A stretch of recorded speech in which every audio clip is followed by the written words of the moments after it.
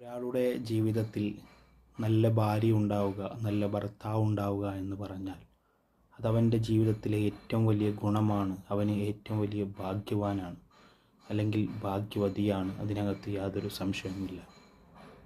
പ്രിയപ്പെട്ടവരെ, എന്നാൽ ഭാര്യ മോശമായതിൻ്റെ പേരിൽ, ഭർത്താവ് മോശമായതിൻ്റെ പേരിൽ എത്രയോ കുടുംബ ജീവിതം തകർന്ന് തരിപ്പണമായി കണ്ണീരോടെ ജീവിതം മുന്നോട്ട് പോകുന്ന എത്ര ആളുകളാണ്.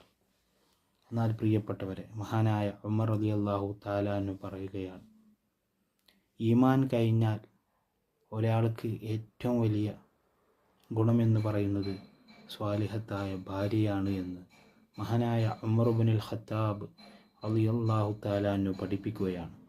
അതുകൊണ്ട് പ്രിയപ്പെട്ടവരെ, നമ്മുടെ ഭാര്യമാരെയും നമ്മുടെ ഭർത്താക്കന്മാരെയും എല്ലാവരെയും അള്ളാഹു നന്നാക്കട്ടെ, നല്ല സ്നേഹമുള്ളവരിൽ ഉൾപ്പെടും.